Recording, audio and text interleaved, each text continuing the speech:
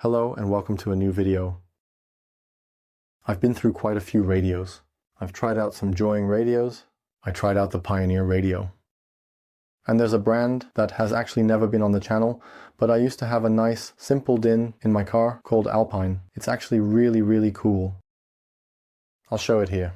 I had it in my car. It's called Alpine.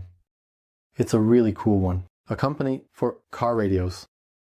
And yes, with a lot of luck, I was able to get one. Or rather, a good colleague. A colleague of mine bought an Alpine radio. And he said, "Thomas, don't you want to try this out before I install it in my car?" So I said, sure, send it over. Here it is. This good piece, an Alpine X-705D. Double DIN radio. The suggested retail price is now €600 now, with a street price somewhere around 550.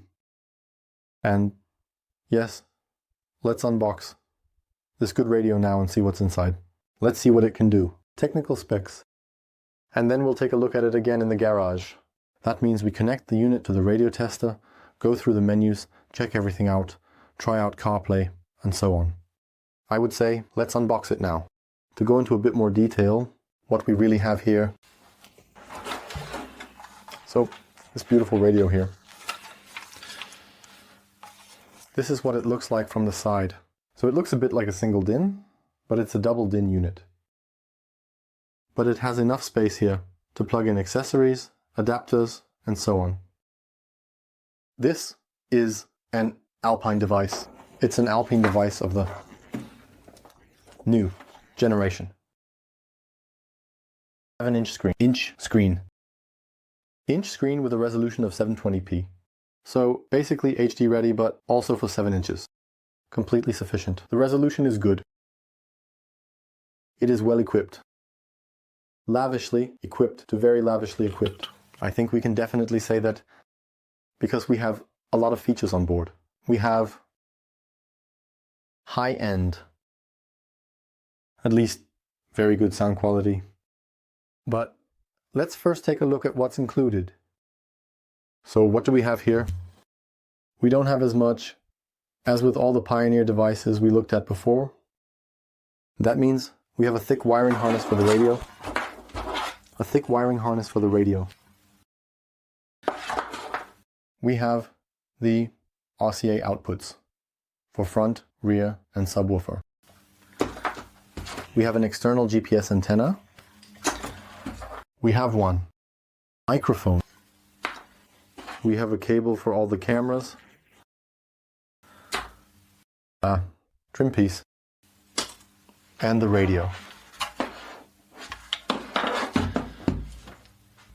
Let's dive into the individual items a bit. Let's just start right in the middle. The bezel is a standard matte black. Bezel that goes on the radio to make everything fit nicely. It's normal, nothing special. Cable. This is actually a cable that connects to the back of the device. About this connector here. This connector fits back of radio. And then we have something like a drive recorder in the rear camera. Connect the front camera line in. That means we have quite a few inputs that we can use through this additional cable. If we don't have a single camera, that can go. Microphone. I think in terms of size, is this capsule here on the microphone very big. I'm hoping for that. Good sound quality for voice messages and calls. External GPS antenna. External GPS antenna. What do you need that for? The radio doesn't even have navigation. I think we'll see that in the hands-on demonstration shortly.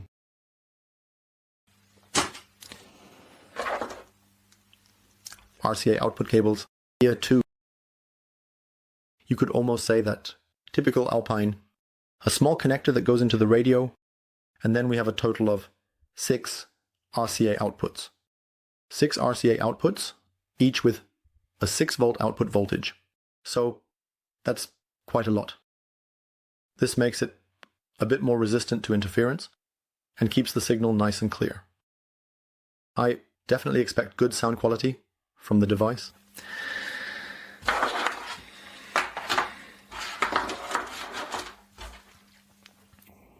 Then there's a connector that I just forgot. This is the AUX, HDMI and mic connector. And microphone. So we have a microphone input here. That's where the microphone connects. Or remote, HDMI remote and steering wheel remote control. So it's actually a very important cable. Don't forget. Otherwise the steering wheel remote control won't work. And the hands-free system. So it's really, really urgent. And the last cable is this big cable mess. Everything is connected there, which is usually what the ISO connector has. That means we also have two ISO connectors on the other side and a standard speaker output. Power, ignition, remote. These are all the things that are connected here. Additionally, do we perhaps have a reverse signal cable here? That means it can be connected to the corresponding CAN bus adapter with the reverse signal. We have a small blue remote wire. We also just have one more. We also have a handbrake wire. Also, the handbrake wire is important to connect to the handbrake so that you can really make all the settings. If you don't connect them, you can't access the settings. Oh, yeah. And all of that just gets plugged into the back of the radio. If we look at the back of the radio, it looks like this. So we have quite a few connectors and cables, but we also have a lot of things that need to go in there. That's why we have all the wiring harnesses. What all might have seen here. It says HDMI. HDMI stands for video, which means this device can actually process a video input and output it as well. That means we have the option to connect displays in the back or something else. The radio has a few buttons in the front. A lot of buttons here in the front. That means we have louder, quieter, we have music, we have menu, we have camera forward, back, voice assistant, navi, all sorts of things with real buttons. So it's definitely very advantageous at this point. And now, if we take a look at the specs of the device, then we can also see roughly what league we are playing in here. I just mentioned this is a 7-inch device with a 720p display. At the HDMI in-out point, it's also 720p. But for the size of the screen, that's perfectly fine. But the radio also has everything else you could wish for from a radio these days. Means have wireless CarPlay, wireless Android Auto. We have DAB+. We can play high-res files, meaning FLAC files with 24-bit. We have advanced DSP functionality on board, and we even have Tidal integration. Tidal is a service like Apple Music and others. Just to emphasize that they are committed to high-res music. And at this point, there is actually an integration into the radio. This means that at this point, you don't have to go into your CarPlay. Although it would actually be advantageous, you can just do it directly from the interface. The radio has two USB ports. So basically the cables that stick out from the back of the radio, those are two USB ports. Both can be used. One is reserved for CarPlay. Or rather, only one of them works with CarPlay, the other one works normally. And in addition to two USB inputs, there are actually also two camera inputs. That means you can connect your front and rear cameras to it, like to have two images and see both the front and the back. What's going on? The radio also has, for the first time at Alpine, along with a few other models, a Class D amplifier. So it actually has, like all the other radios as well, 450 watts of output power. But at this point, you take a different approach. A slightly different approach, and incorporates Class D amplifiers. You know that from my other videos and stuff. They're efficient, they sound good. I'm curious, sound is like, with the DSP functionalities we have, well, at first glance, a generous equalizer. So we're talking about 56 bands. But if you look at how these 56 bands are separated, then it's not really quite as impressive anymore. But at least we have a lot EQ bands. That's how it is when we look at the system. We have 4 or 13 bands for the normal speaker outputs. That means front left, front right, rear left, rear right, and more. Wow, additional bands for the subwoofer. Also from the settings that the device has, we actually have a time alignment correction in the device. We have a crossover, which means we can separate the speakers up and down, high pass, low pass. Really, DSP-wise. Adequately equipped. Of course, it's still not comparable to an external DSP, where you can really make a lot more adjustments. But at least it's useful. One thing I've never seen before in a radio, but is really useful. You can buy a small additional device for this Alpine, and this additional device works via Bluetooth, and with it you can adjust the volume up and down, because turning the volume up and down is really the main thing. The main use case for a car radio, when you don't have a steering wheel remote control. And so you can attach a mini Bluetooth dongle somewhere. Stick, you can adjust volume, and when you press it, it turns on the camera. Totally practical. I've never seen that. Awesome invention. I don't have much more to say here. That's why I would say, let's go straight over to the radio tester and get into the hands-on. Exactly. The good device is already connected. Let's turn on the ignition. The boot up time of the device, I find it quick. You can also see a nice fade in of the Alpine logo. Really nice. First we'll try the radio. Of course I haven't connected an antenna again, but we can see a bit of the controls. That means it is already fluffy, animated. That means it's really not choppy or anything, but it works quite smoothly. The sounds coming from the device, I still have the button sounds and everything on. Well, it's something to get used to, which I think is cool, is that the DAB radio, so the DAB reception, is integrated into the radio tab. That means we don't have a separate app for DAB here, but it's all in one separate app for DAB, but it's all in one. We'll also take a look at the radio setup in the settings later. Is also directly accessible. Now, there was that Japanese sound again. I would just call it a Japanese sound. In terms of operation, yes.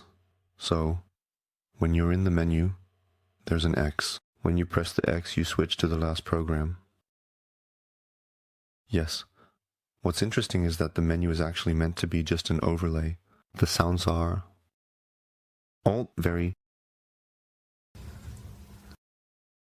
a bit of an adjustment, but you can turn it off. It's no problem. In the end, it's relatively easy to operate. We have an additional menu here. This additional menu is, I would say, the sound tuning. Here we have the volume that we can see. Otherwise, we always see the board voltage. That's a feature I haven't seen very often. We actually have the various fade and different balance options. You can toggle rear speakers and toggle subwoofer. In the EQ settings, we have, as already mentioned, the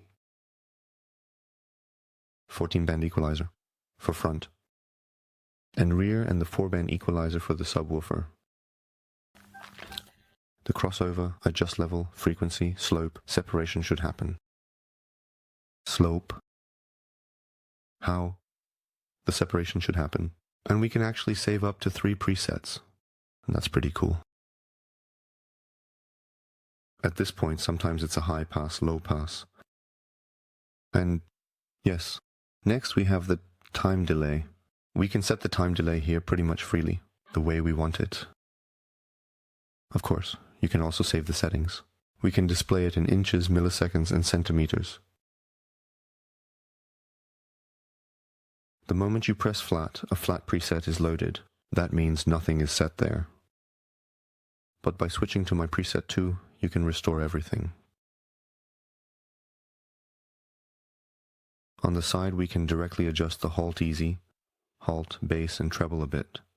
We also have the media expander that we can choose, and also we can switch through the different types of the bass engine and also change the level. Basically, everything related to sound can be found on this side. If we try to pair a phone, I brought my iPhone again. Then the iPhone appears relatively quickly. And we can start the pairing process from the radio. The phone then asks relatively quickly, do you really want to? Yes, fine.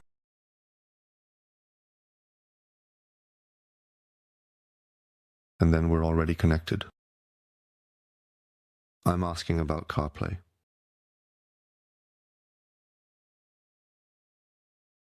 And here we have it again. We get wireless CarPlay, but not without the GPS antenna to get it running. So we need the GPS antenna.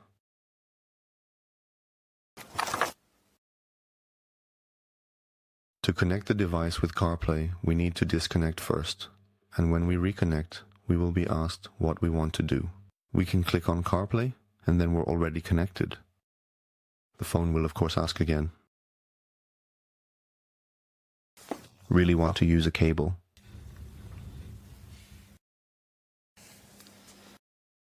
And the rest is relatively quick. And we're already connected.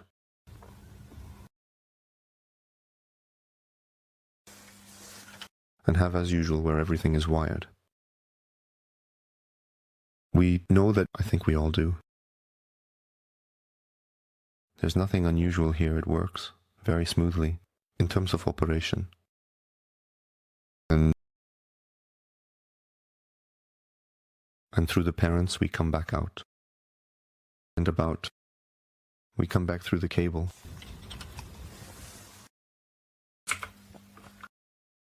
When we press the other cable symbol, the music starts right away. But we don't need that right now. And then let's take a look at the settings. The settings are actually just grouped into 3 areas: device, function, and system. And we have, hold on, yes, Bluetooth settings, the Wi-Fi settings, and the list where all the things are in. In function, we have the settings for all our functions. It's done quite cool. We have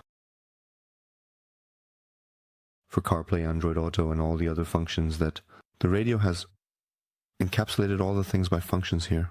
And most of them actually just have volume settings. But here too, we can control the individual volumes for the different things. Like for example, CarPlay. I haven't seen that anywhere else so far. We can also see in the camera setup that we can adjust 2 cameras. Yes. And the setting for title is now also there. Here we have the key sound. I've already set it to 1. Turn down, because otherwise it would be too loud. Of course, we have all sorts of languages in support.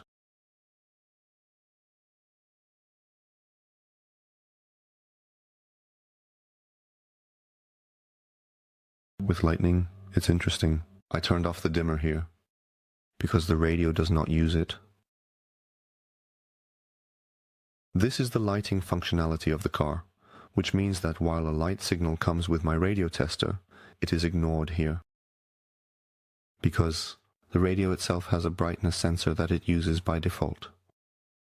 You could set the colors, specify a security code, say what has priority. From the source,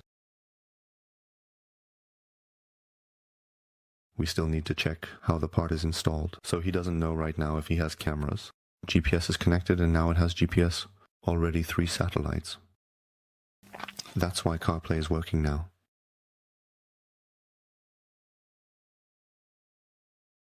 We are in version 2, which means that at this point, according to Alpine, no updates are currently needed. That was already about things that we can take a look at the settings. The device has a relatively high consumption of 21 watts. So, yes. But we can also see that the shutdown works well here. That means I turned off the ignition. The radio powers down and is off. It doesn't need any more power. That's it already. I introduced you to the radio. I showed you the individual parts that are involved. We started by using the radio test app. We looked at the whole menu. We know roughly how it works. It's a very smooth operation, a very interesting operation. Unusual for those who are used to Pioneer or Join, but you definitely get the hang of it. And with all the features that the radio offers, in terms of sound and equipment, it's a very interesting radio. I wish my colleague a lot of fun with it. And if you have any questions, please leave them in the comments. Otherwise, give a thumbs up. See you next time. Thank you. Your Thomas.